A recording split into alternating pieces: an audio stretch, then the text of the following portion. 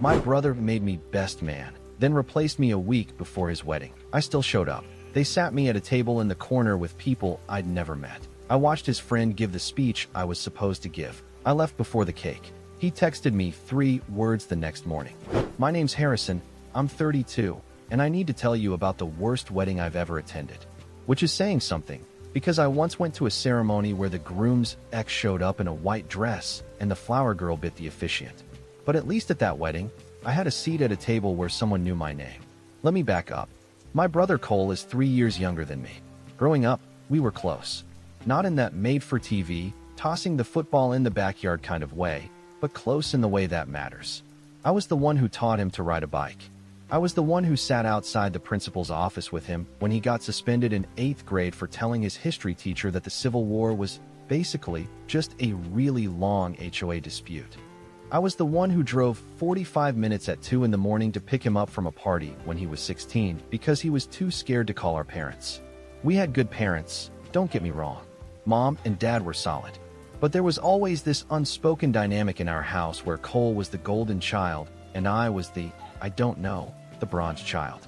Not neglected, just slightly less shiny.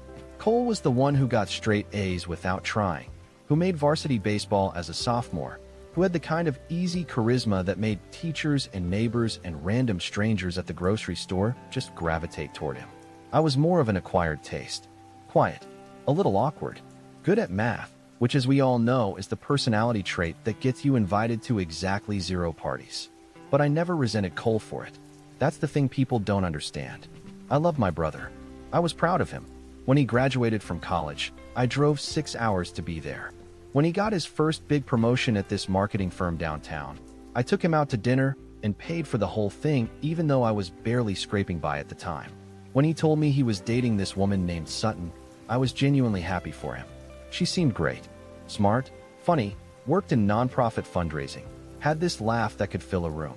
I thought, good for him. He found his person. They dated for about 2 years before Cole proposed.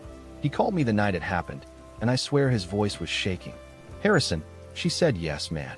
She said yes. And I told him congratulations, and I meant it with every fiber of my being. Then he said the words that, looking back, were the beginning of the end. I want you to be my best man. There's nobody else I'd even consider. I'm not going to lie, I got a little choked up. We were 29 and 32 at that point, and life had done what life does. We didn't hang out as much. He had his world, I had mine. But hearing him say that made me feel like we were kids again, like none of the distance mattered. I said yes immediately. Didn't even hesitate. For the next 8 months, I threw myself into it. I'm talking full commitment. I helped him pick out the venue, this gorgeous converted barn about an hour outside the city. I organized the bachelor party, which involved renting a cabin near a lake and convincing 8 guys with varying levels of outdoor skills to go kayaking, which went about as well as you'd expect. I started working on my speech in month 2. I know that sounds early, but here's the thing about me. I'm not a natural public speaker. I'm the guy who rehearses ordering coffee in his head before he gets to the register. So I knew the speech had to be perfect, and the only way it was going to be perfect was if I started early and revised it about 47 times. I wrote that speech like it was my thesis. I went through old photos. I called up childhood friends for stories. I even reached out to one of Cole's college roommates, this guy named Fletcher, to get some good anecdotes from when I wasn't around. The speech was funny, it was heartfelt, it had a callback to this inside joke Cole and I had about a raccoon that broke into our garage when we were kids.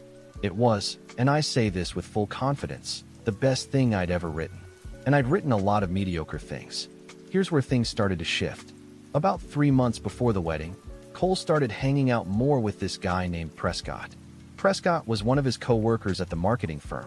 I'd met him once at a barbecue, and my read on him was that he was the kind of guy who called everyone bro and thought being loud was a personality. But Cole seemed to like him, and who was I to judge? I once had a friend in college whose main hobby was ranking gas stations by bathroom cleanliness, so I wasn't exactly operating from a position of social authority. At first it was subtle. Cole would mention Prescott more in conversation. Prescott and I went golfing. Prescott knows this great steakhouse. Prescott thinks the venue should have a cigar bar. That last one annoyed me a little because we'd already finalized the venue plan, but I let it go.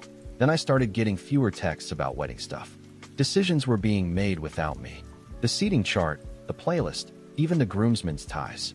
I'd find out about changes after the fact, usually through our group chat, which Prescott had been added to without anyone asking me.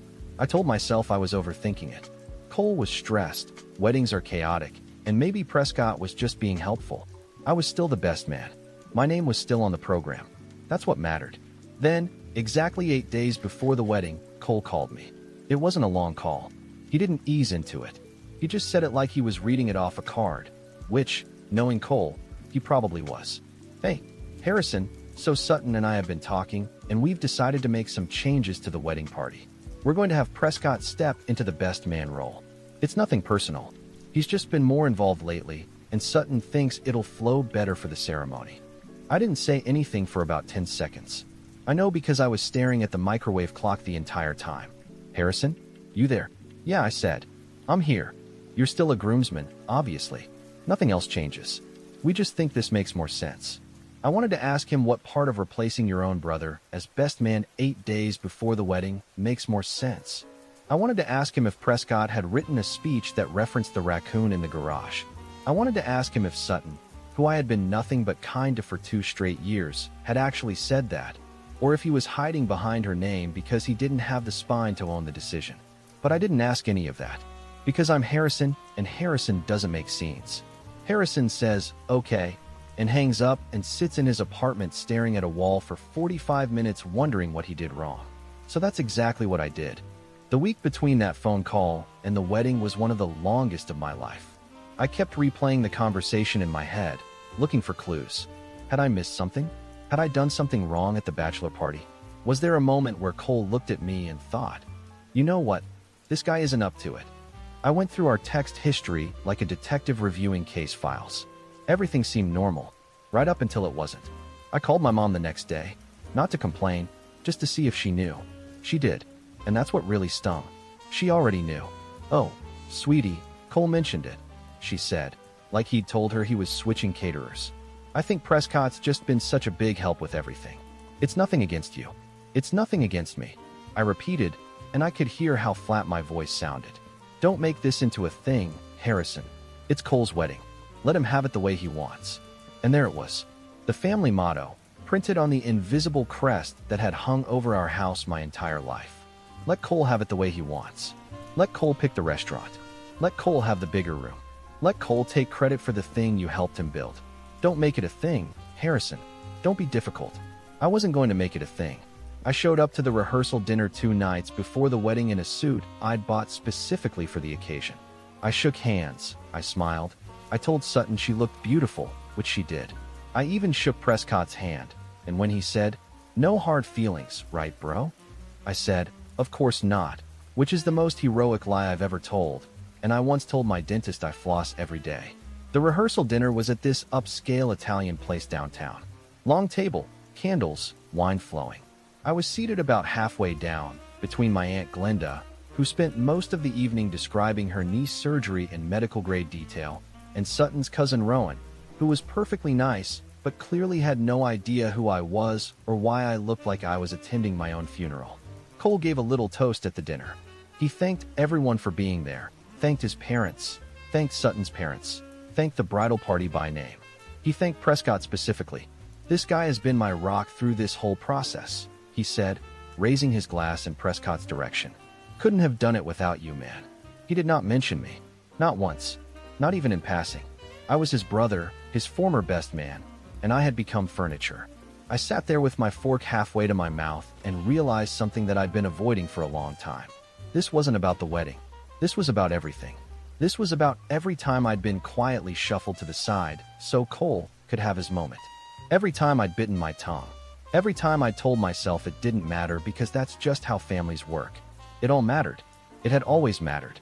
I'd just been too loyal, or maybe too afraid, to admit it. The wedding day arrived, and I showed up because I said I would. I'm a lot of things, but I'm not a flake.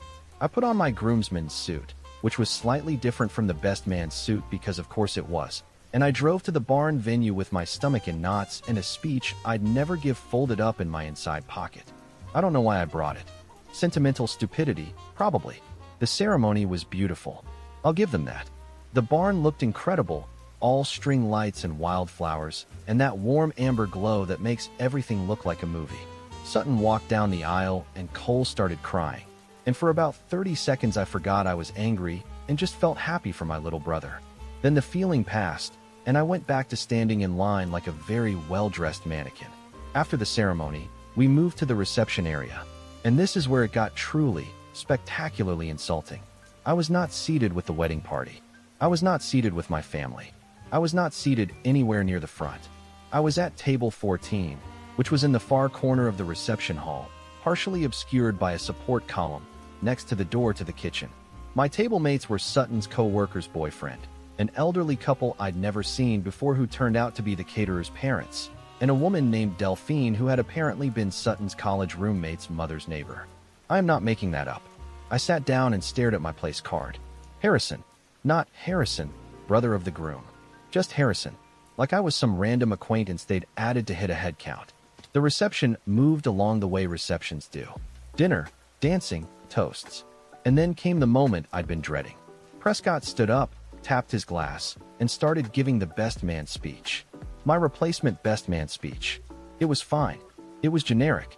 He told a story about Cole at work that involved a printer jam and a missed deadline, which is the kind of anecdote that makes you realize the guy has known the groom for about 14 months. He made a joke about marriage being like a group project where you actually like your partner. People laughed politely. Sutton smiled. Cole grinned and clapped Prescott on the shoulder. I sat at table 14 behind the column and listened to a speech that had none of the history, none of the heart, and none of the raccoon in the garage. And I felt something crack inside me. Not dramatically, not loudly. Just a quiet fracture, like a branch giving way under snow. After the speech, my mom came over. I thought maybe she was going to check on me. Maybe she'd seen my face during Prescott's toast and realized this had gone too far. Instead, she said, "Wasn't that a lovely speech? Prescott's such a natural." I looked at her and said, "Yeah, he's great." She patted my arm and walked away. I lasted through about another hour. I watched people dance. I watched Cole and Sutton do their first dance to some song I didn't recognize. I watched Prescott lead a toast with the groomsmen that I was technically part of, but nobody came to get me for. I watched my dad tell a story to a group of guests about Cole's baseball days, the same story he'd told 100 times, and I noticed he never mentioned that I was the one who drove Cole to every practice that year because Dad was working late. At 9:45, before they cut the cake, I stood up from table 14, put my napkin on my chair, and walked out. I didn't say goodbye to anyone. I didn't cause a scene. I just left, walked through the kitchen door since it was right there, past two confused servers, and out into the parking lot. The air was cool, and it smelled like pine trees. I sat in my car for a while. I pulled the speech out of my jacket pocket and read it one more time under the dome light. It was good. It was really good. And nobody was ever going to hear it. I drove home, hung up my suit, and sat on my couch in the dark. The next morning, at 7:14, my phone buzzed.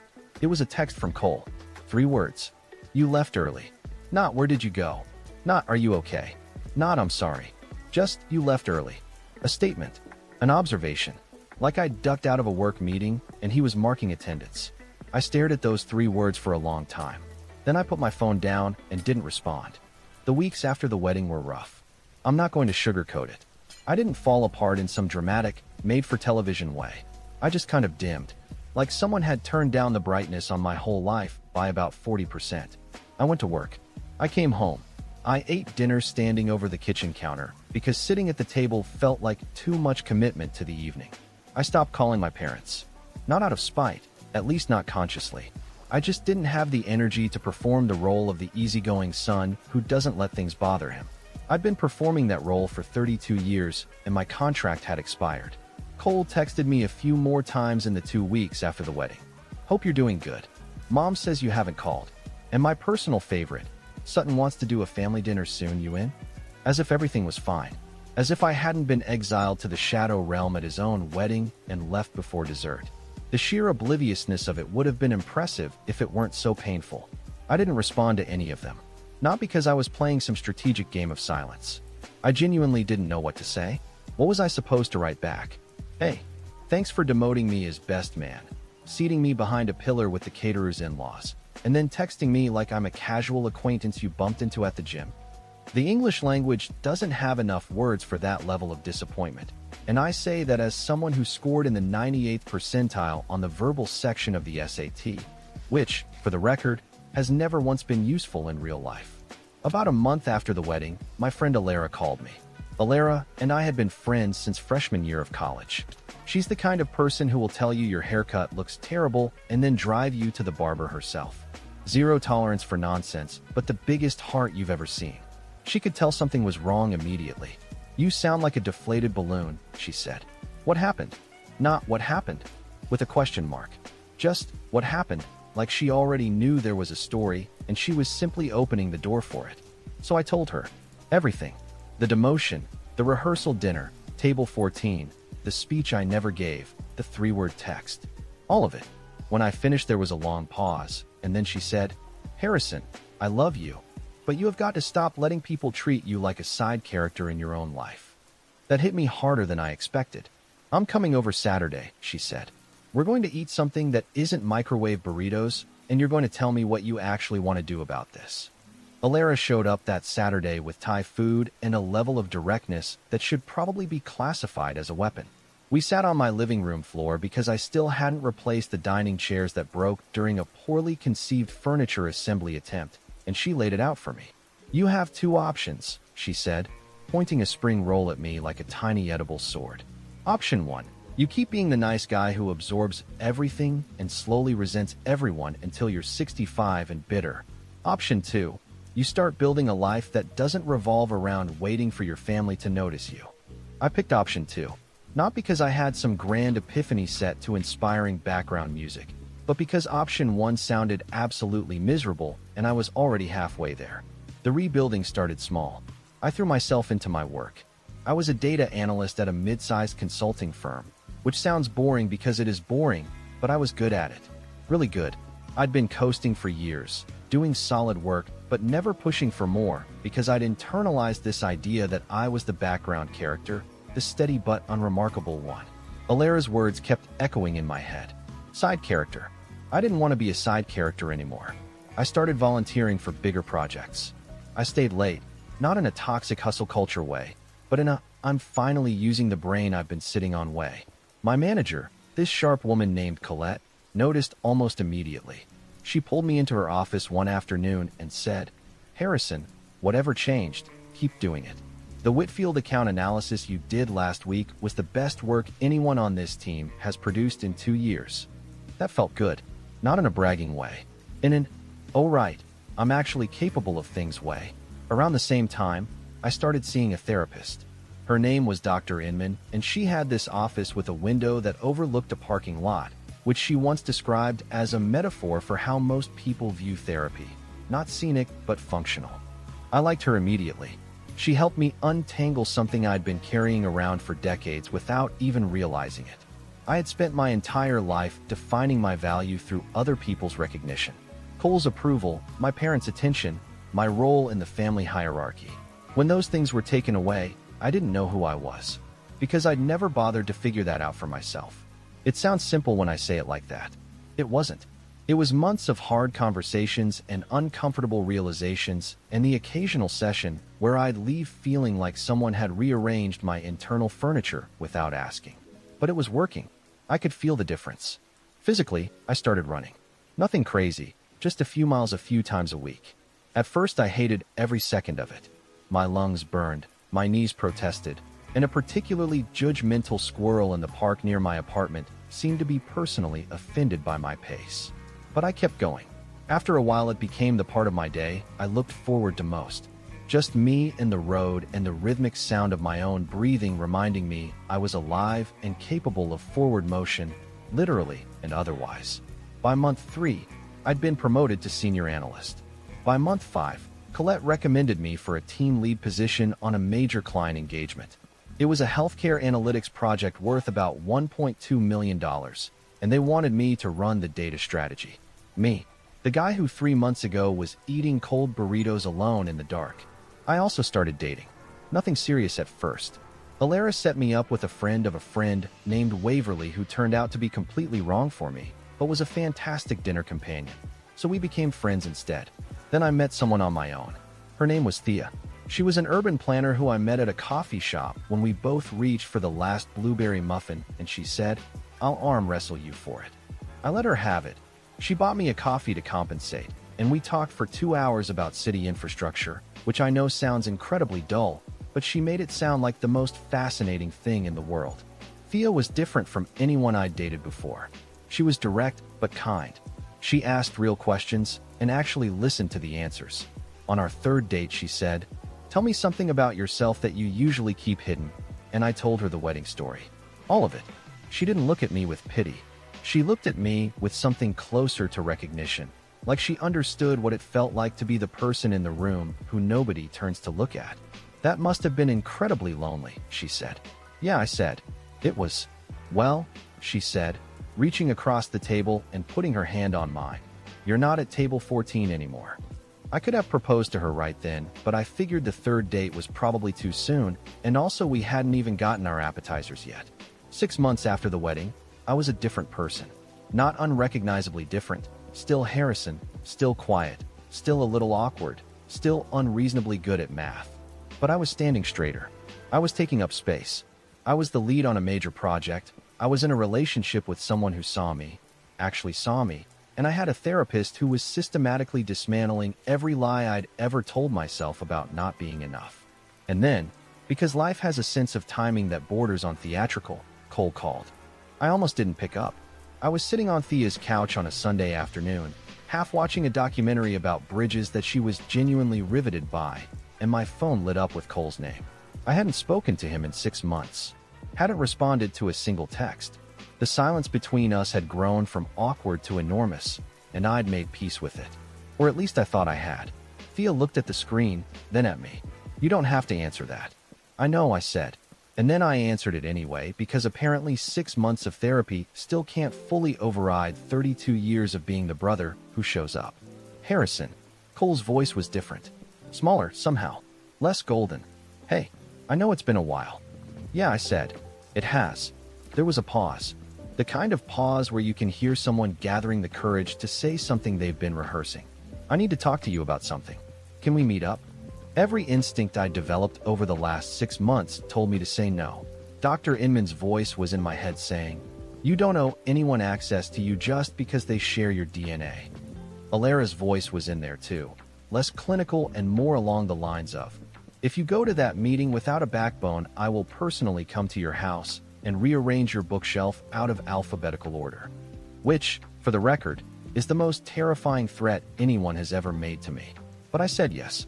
Not because I was falling back into old patterns, because I was curious, and because I wanted to see if the new version of Harrison could sit across from his brother and not shrink. We met at a diner halfway between our apartments.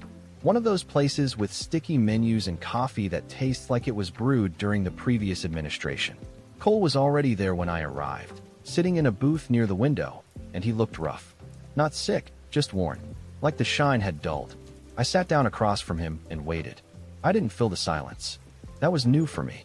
Old Harrison would have immediately started making things comfortable, asking questions, smoothing edges. New Harrison just sat there and let the discomfort exist. "Thanks for coming," Cole said. I nodded. He took a breath. "So, a few things have happened. Prescott and I aren't friends anymore. He got fired from the firm about 2 months ago. Turns out he'd been inflating his numbers on client reports for about a year. When it came out, it was a whole mess. The company almost lost a major account, and when they investigated, some of the stuff had Prescott's fingerprints, but my name attached because we'd been collaborating on the same projects." I raised an eyebrow. "So you got in trouble too?" "Not officially, but my reputation took a hit. My boss pulled me aside and basically said I needed to be more careful about who I associate with," which was humiliating. I took a sip of the terrible coffee and said nothing. Cole continued. "And things with Sutton have been, I don't know, complicated. We've been arguing a lot. About money, about priorities. She wants to buy a house, and I want to wait. And every conversation about it turns into a fight. She keeps saying I don't take things seriously enough, that I coast through everything." I almost laughed at the irony, but I held it together. Sutton was using the exact same criticism about Cole that I'd swallowed my entire life. He coasted. He'd always coasted. And people like me had been the engines underneath him, doing the actual work while he smiled, and collected the credit. And then there's Mom and Dad, he said. Mom told me you haven't been to a family dinner in 6 months. Dad's worried. They keep asking me what happened between us. And what do you tell them? He hesitated. I tell them I don't know. You don't know? I repeated. Harrison, come on. I know you're upset about the wedding stuff. But it was one day. It was just a role change. I didn't think it was that big a deal. I set my coffee cup down. Slowly. Deliberately. And I looked my brother in the eye in a way I don't think I ever had before. It wasn't one day, Cole. It was 32 years of one day. It was every time I got moved aside so you could have the spotlight. Every time I was told not to make it a thing. Every time I showed up for you. Every single time. And you didn't even notice.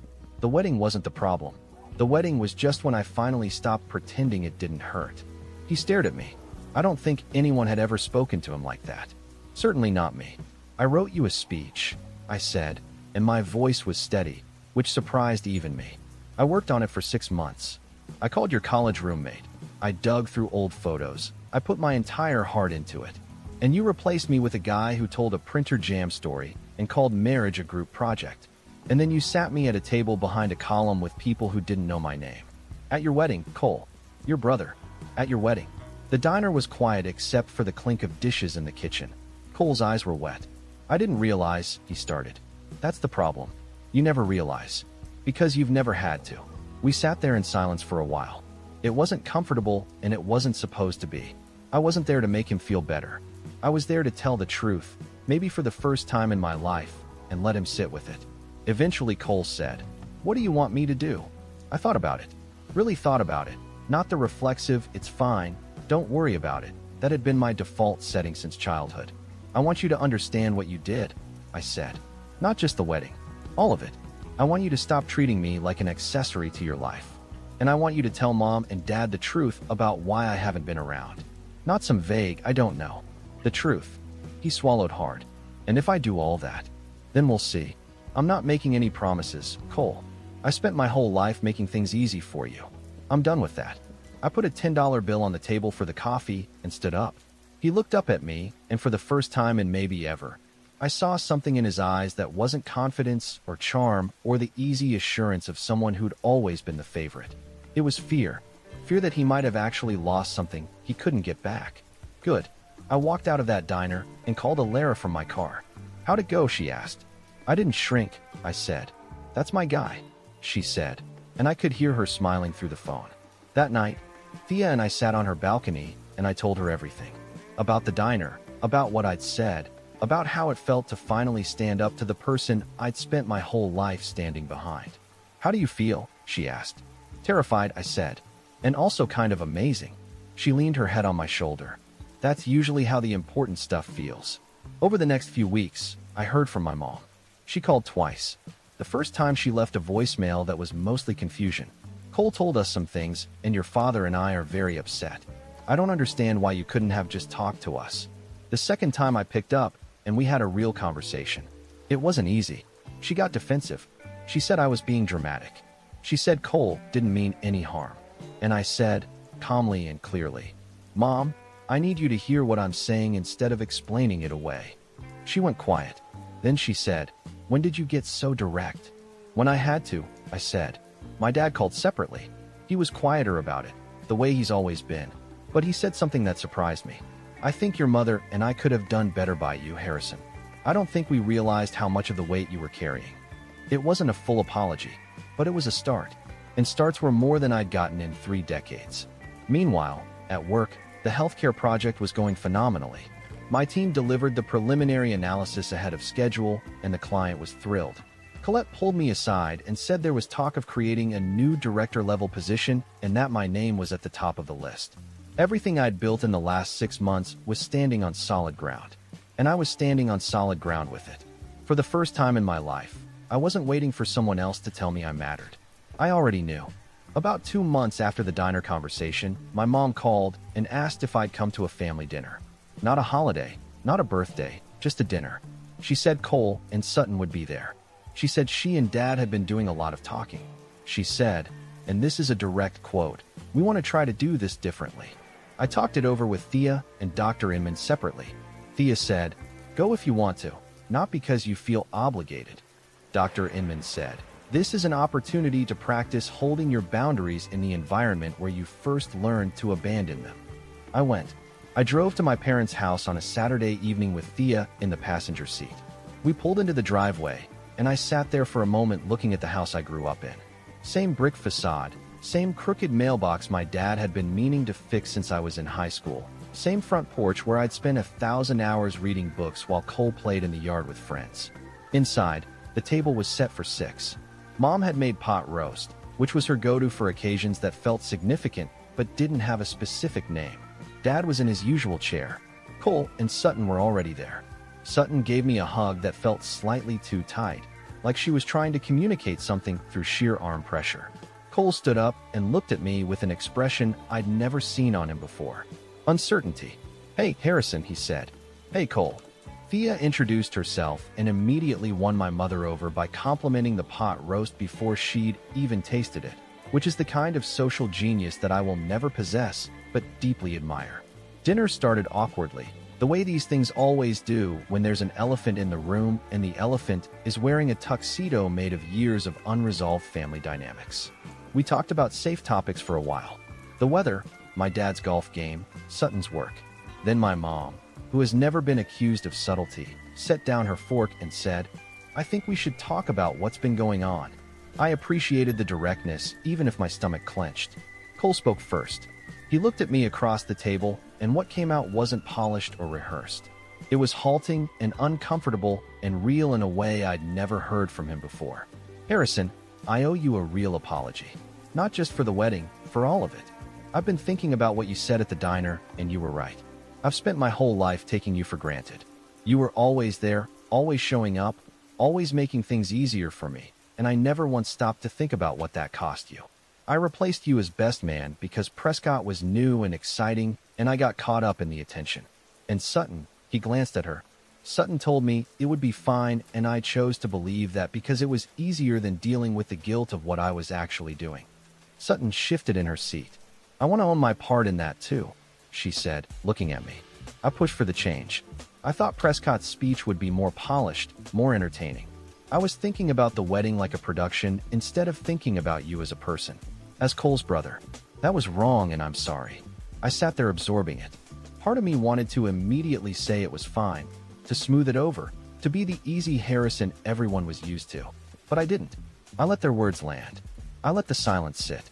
"Thank you," I said finally. "Both of you. That means something to me."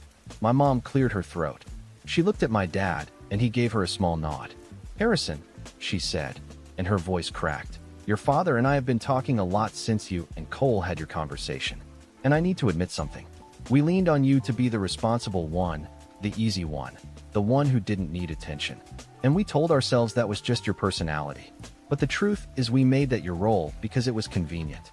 It let us focus on Cole because he was louder, and louder isn't the same as more important. I'm sorry, sweetheart." My dad, a man of famously few words, added, "You deserved better from us, son. I'm proud of the man you've become, and I should have told you that a long time ago. I'm not going to pretend I didn't get emotional. I did." Thea's hand found mine under the table, and she squeezed it, and I held on like it was the only thing keeping me from floating away. "I appreciate all of this," I said, once I trusted my voice. "I'm not going to pretend everything is fixed because one dinner doesn't undo 32 years. But this is a real start, and I want you to know something. I didn't pull away because I stopped loving this family. I pulled away because loving this family was costing me too much and nobody noticed. Nobody argued with that. Nobody deflected. Nobody said don't make it a thing. They just heard it. After dinner, Cole and I ended up on the front porch. Just the two of us, the night air cool, crickets doing their thing, and the crooked mailbox still crooked. I read the speech, Cole said quietly. I looked at him. "What? I found it. You left a copy in the groomsmen's dressing room. The venue coordinator sent it to Sutton with some leftover stuff. I read it about a month ago. It was incredible, Harrison. The raccoon story, the thing about me being scared to call mom and dad from that party, the line about how a best man isn't just a title, it's a promise. I read it, and I sat in my car and cried like a complete idiot for about 20 minutes. Well, I said, at least somebody cried over it. I was kind of banking on that being the audience reaction. He laughed. It was a real laugh, not his charming public laugh. The real one, the one that sounds slightly like a hiccup and that I hadn't heard in years. "I don't deserve to ask this," he said. "But do you think, maybe someday, you'd give that speech? Not at an event or anything. Just maybe read it to me. When you're ready." I thought about it. "Maybe," I said. "Someday. When I'm ready." He nodded. He didn't push. That was new. We went back inside and had dessert, and it was the most normal and simultaneously the most significant family gathering I'd ever attended. Nothing was fixed completely, but the cracks were visible now, and visible cracks are the ones you can actually repair. 3 months later, Colette officially offered me the director position. I accepted. Thea took me out to celebrate, and when she raised her glass, she said, "To Harrison, the main character," which is funny because Alara sent me a card that same week that said the exact same thing. I put it on my desk at work where I can see it every day.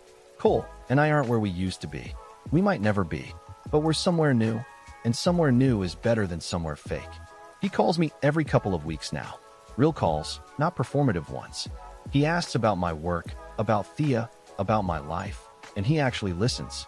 He's going to therapy too, which I found out not because he told me directly, but because my mom mentioned it with the same tone of wonder she'd use if she saw a dog driving a car.